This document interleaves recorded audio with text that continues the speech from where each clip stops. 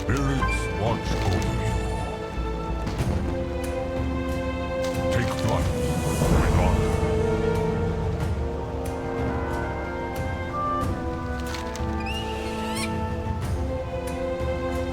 Long ago, before the Sun Blossom ritual was practiced, the Tauren tribes would journey to Stone Talon to celebrate Midsummer. During one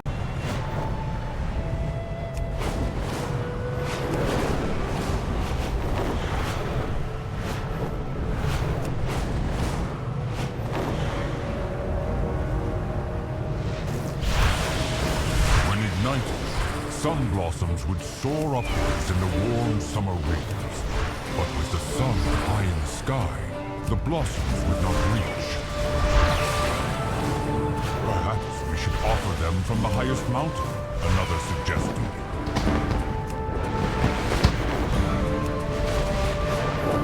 When the elders had agreed, a few select chosen would journey north to the highest peak in the land to make the offerings. Such a journey involved entering the moonlit lands of the Kaldori.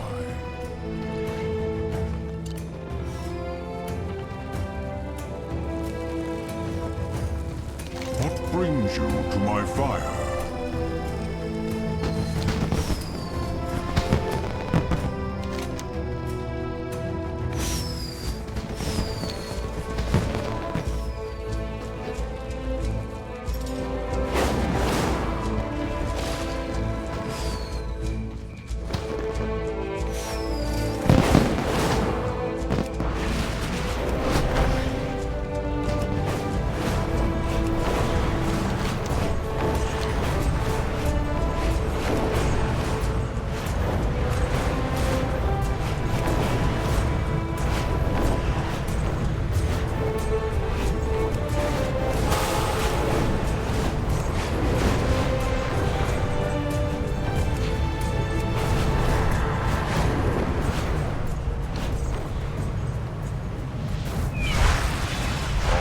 The Kaldori and Tauren kept an amicable distance.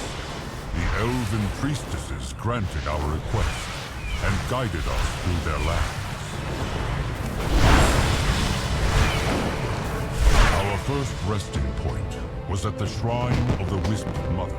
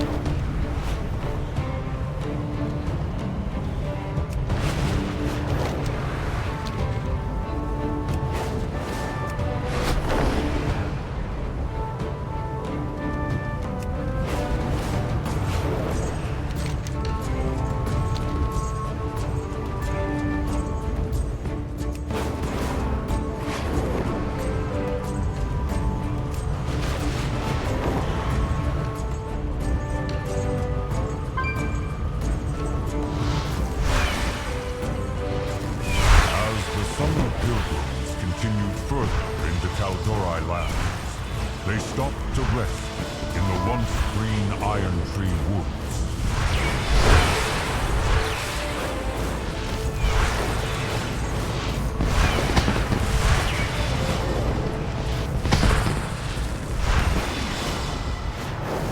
There, the ancients of the forest welcomed them with shade and shelter from the scorching heat.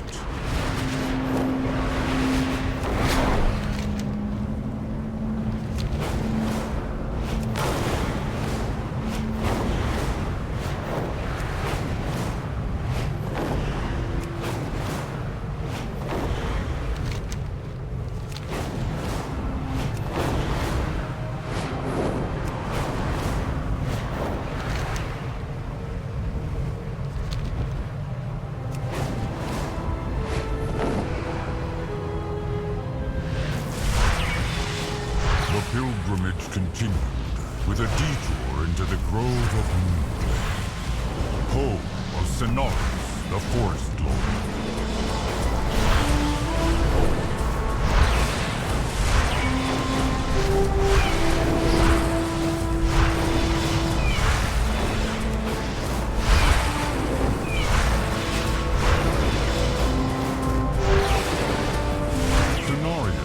Wisdom in the Tauren reaching out to Anshe, and granted them shelter and the cool waters of his glade as respite.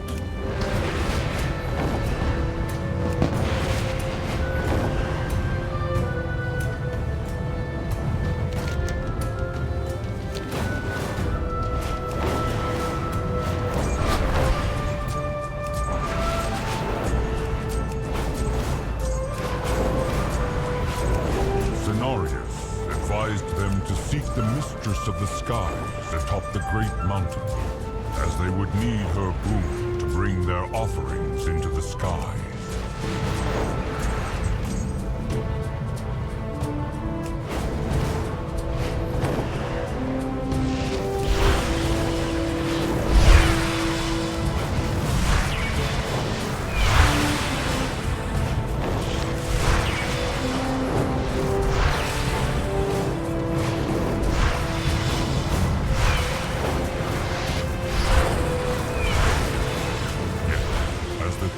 Pressed on, they found even the cold alpine forests of Winterspring had felt the blaze of the sun overhead.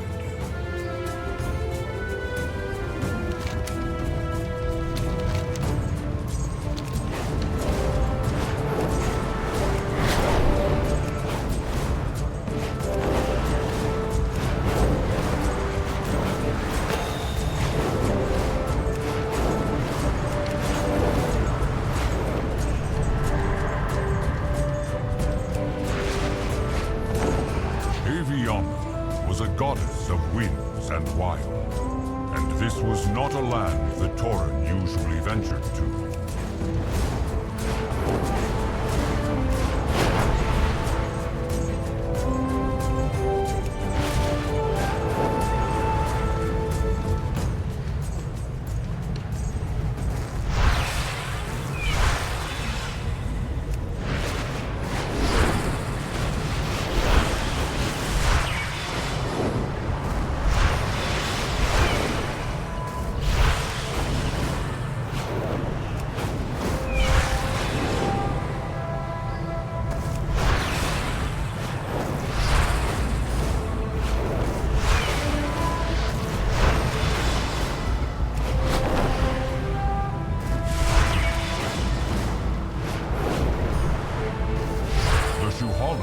Rarely risk journeying so high up these slopes, yet I see the selflessness of your purpose.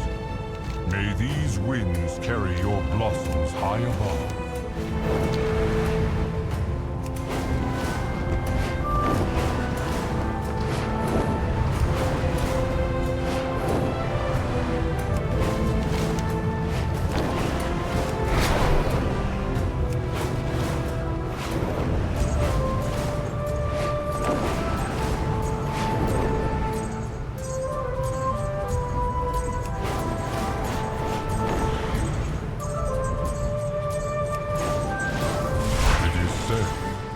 As the pilgrims descended the waterways into the red forests below, the blaze of Anshe seemed to dissipate.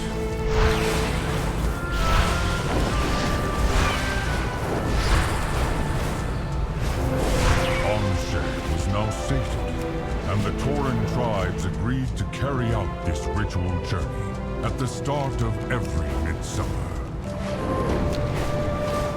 As the Sun Pilgrims traversed the river's south, they wondered, had it truly been the offerings of the blossoms themselves that had appeased Anshe, or had it been the selflessness of their effort that brought relief to the heat-scorched lands of Kalimdor? To this day, the sun blossoms we use in our rituals remind us to ponder such questions and find lessons in our fireside stories.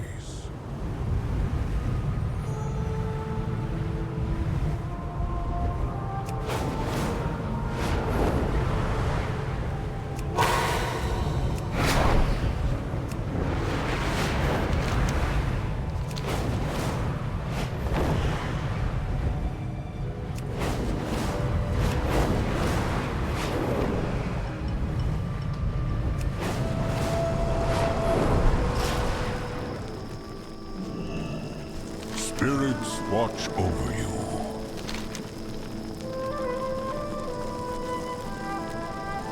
Anshe's light guide us.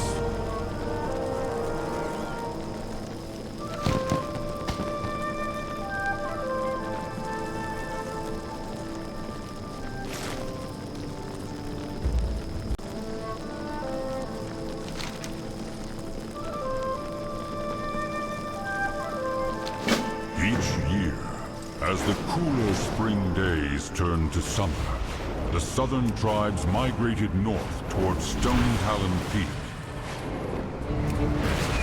Even the most resilient of tribes found the blaze of the sun to be daunting in scorching summer months.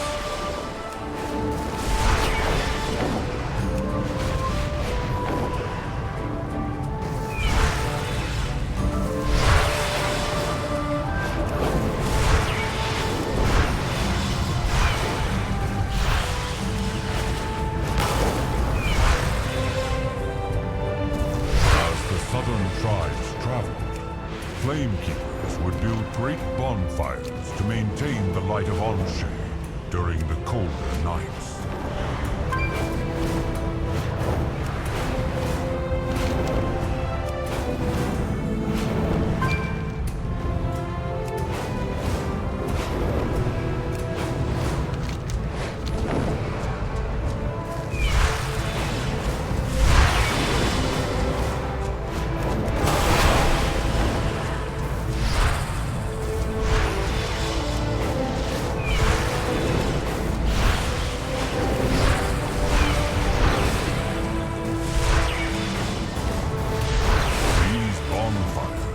Serve as path markers for the southern tribes as they made their way home during the end of Midsummer.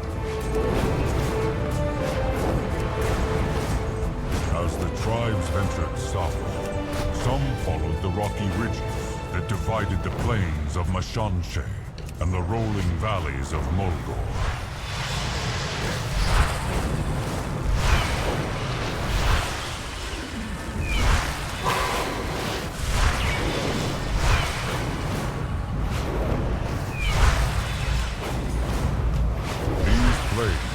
Serve as a rest stop and hunting grounds for many tribes of Central Kalimdor, long before Thunderbluff ever stood.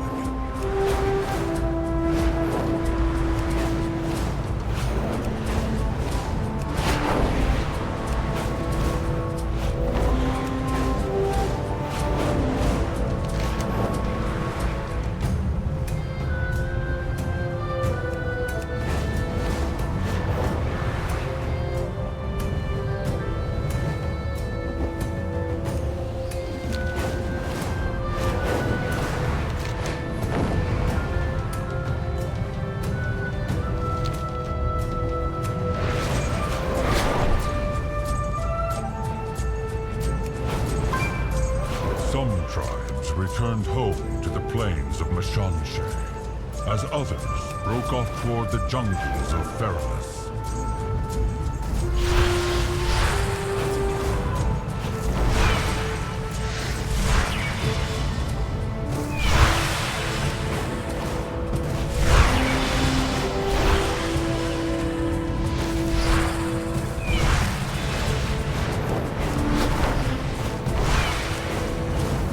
As a farewell to Anshe in the cooler seasons, these neighboring tribes would celebrate one last Sun Blossom ceremony.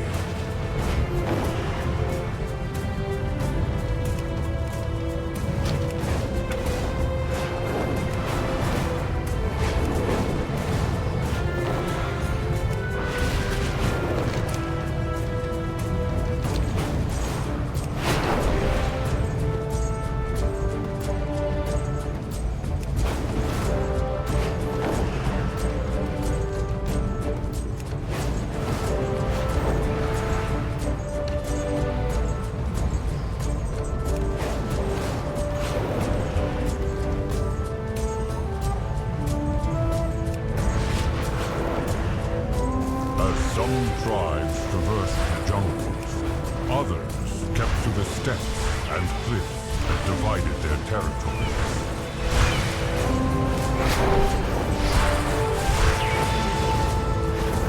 This retreat, often known as the Brow of the Sun, served as the final resting point for the tribes who made their hope in Thousand Needles.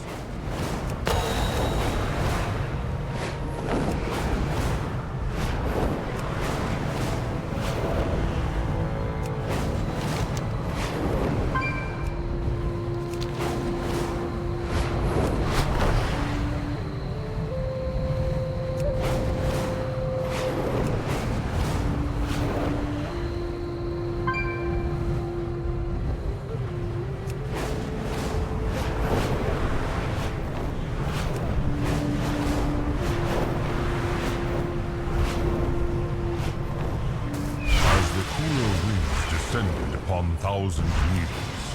The tribes here gathered atop the southern bluffs to ignite their blossoms.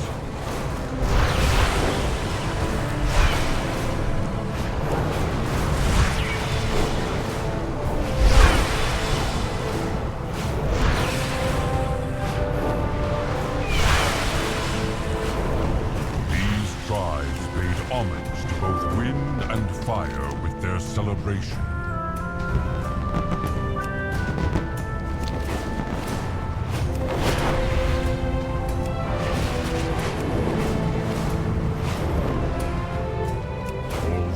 Sands of Tanaris are now an arid wasteland. These once lush lands were home to many Tauren tribes. Some say these tribes were the first to make the pilgrimage north, following the path of the great beasts migrating to cooler pastures.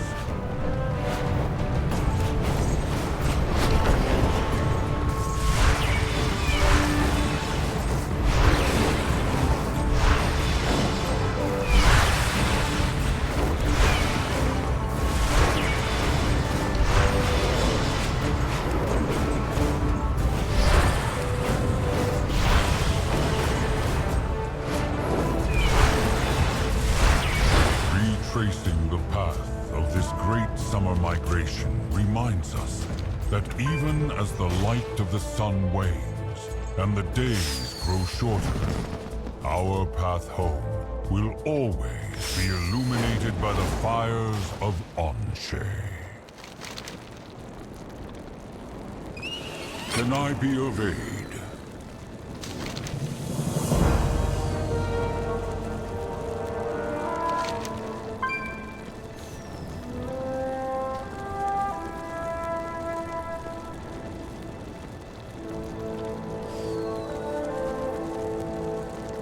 Sun blossoms drift high in the skies above. Set them aflame as tribute to Anshe.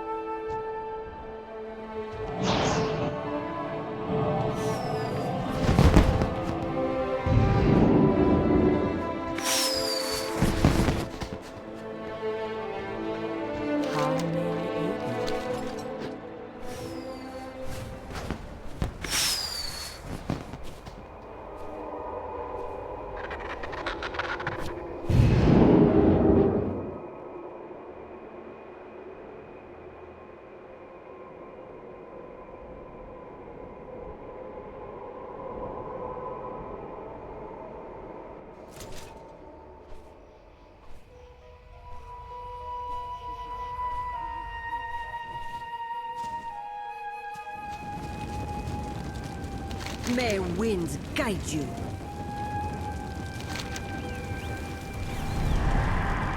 Fly high.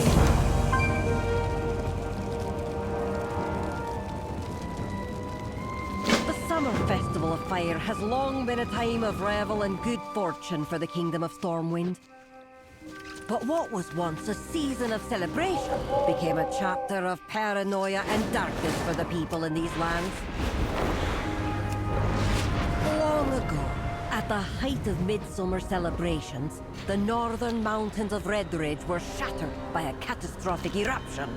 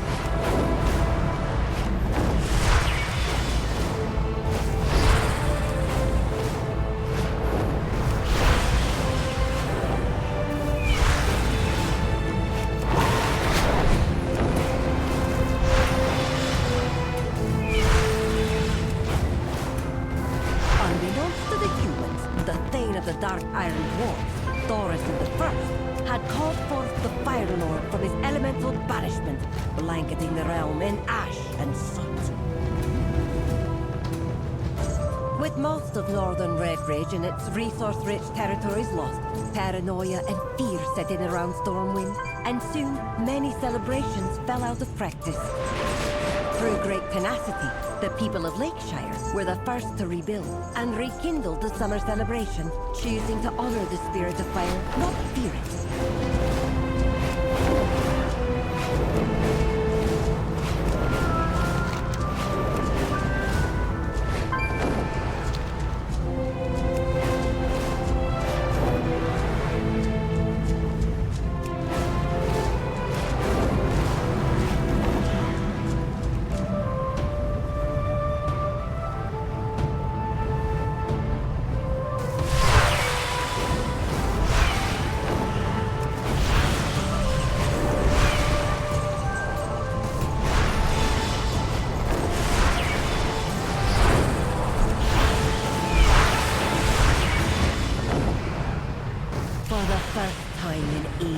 Lake Everstill was illuminated with the blossom lights of Midsummer.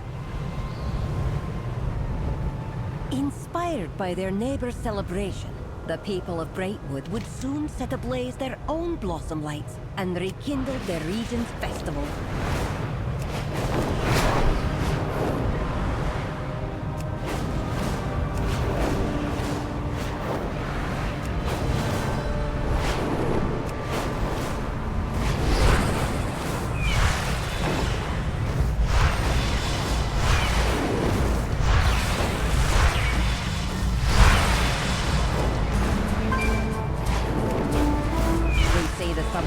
Carry these lights into the haunted canyon of Deadwind Pass, bringing a flicker of hope to the kingdom's darkest places. In later seasons, the people of Westfall and Elwyn joined their neighbors in reigniting the festival.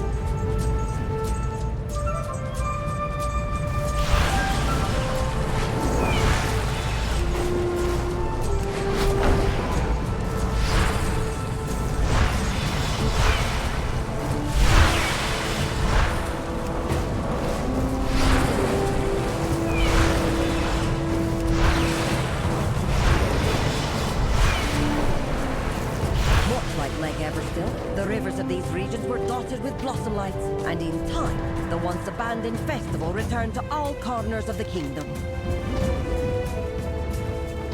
Although humanity's celebration of summer predates even the kingdom of Throm, it was their kinship with the dwarves that inspired many customs still practiced today. Although humanity's celebration of summer predates even the kingdom of Throm, It was their kinship with the dwarves that inspired many customs still practiced today.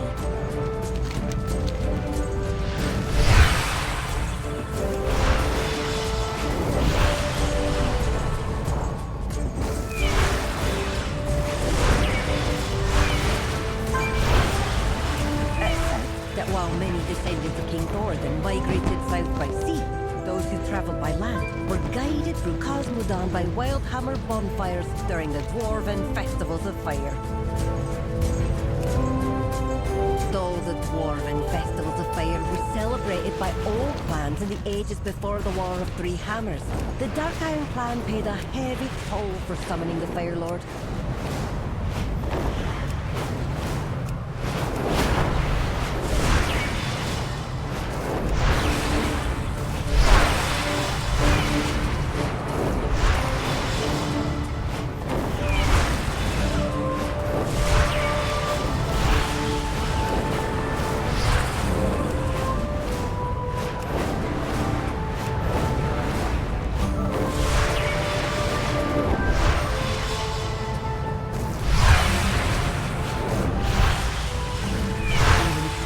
After breaking free from the Fire Lord's chains, the Dark Iron clan have once again embraced their faith in the flame and reverence for the element that flows through their veins.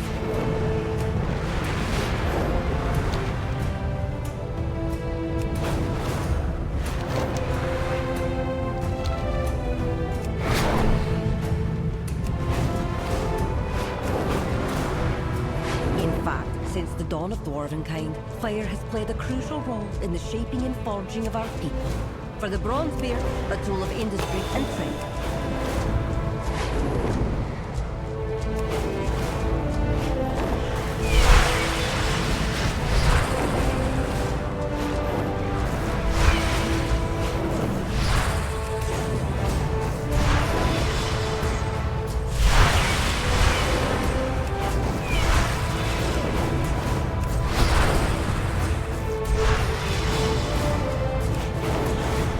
Dark Iron's a weapon to wield and master.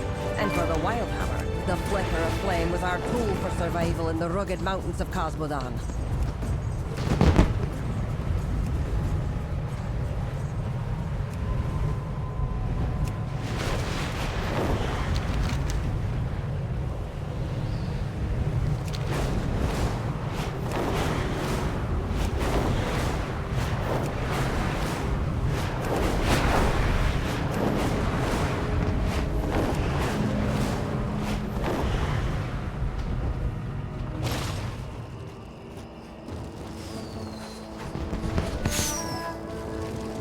Gather round the fire.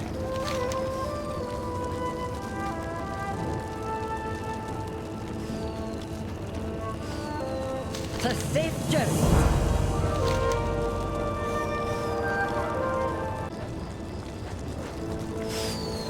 Long before the humans established Stormwind, the dwarves of Cosmodan honored the elements of fire through a festival and revelry.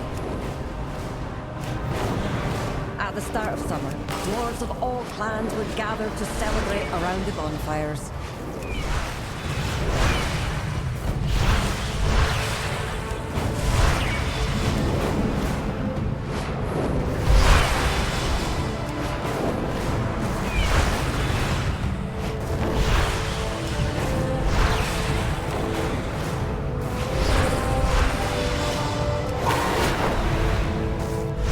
Wildhammer hosted the festival in their foothills.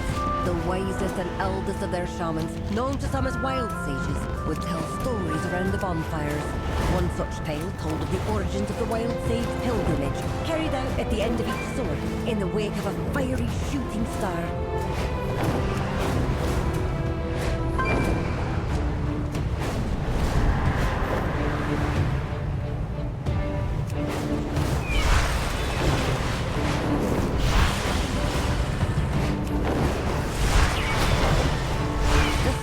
Tells of the first wild sages witnessing a brilliant burning streak shooting across the summer night sky. Following the star, as it illuminated the crags and foothills of Khazad-dûm. The wild sages watched from afar as it briefly settled over the second highest mountain in the land.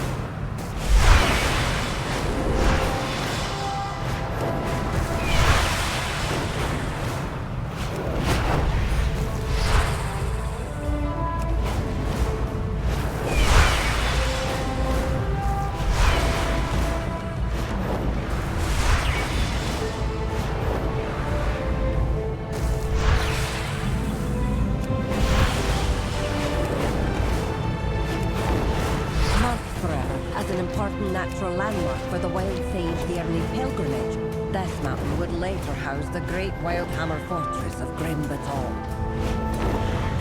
The Wild Sages followed the star over rolling hills and vast riverlands under open skies. A journey through lands rich with elemental spirits, another auspicious sign.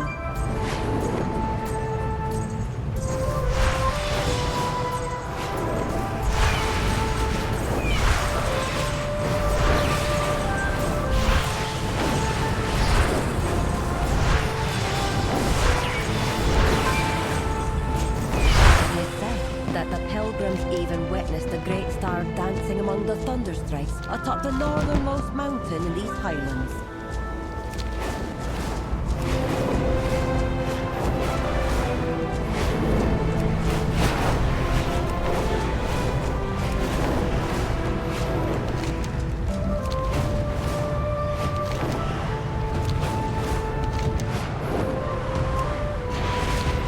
As the star swept northwest across the sea, the Wild Sages crossed the narrow channel into the human lands, where they found another celebration underway. Having already established trade with Khazad-dûm, the ancient humans were quick to welcome the exhausted pilgrims into their midsummer celebrations.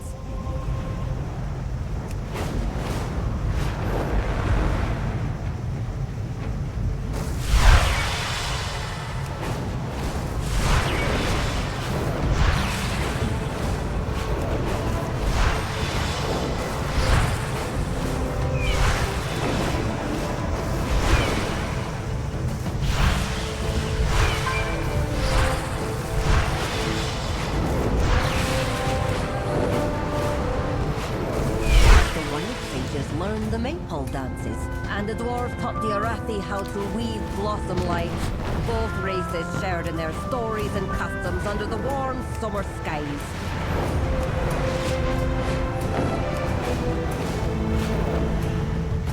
Around the bonfire, the Arathi elders spoke of the dwarves' star and how this elemental spirit and others like it made its home in the untamed valley to the north. Continuing their journey, the Wild Sages passed into the valley, where they set their eyes upon majestic winged creatures soaring high in the sky.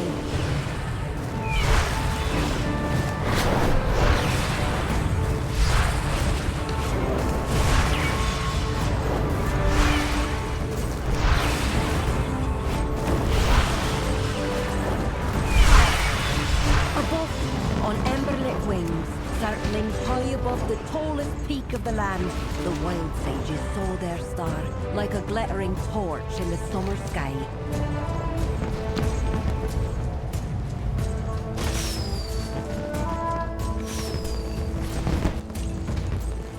Oh, look who it is! Come, share a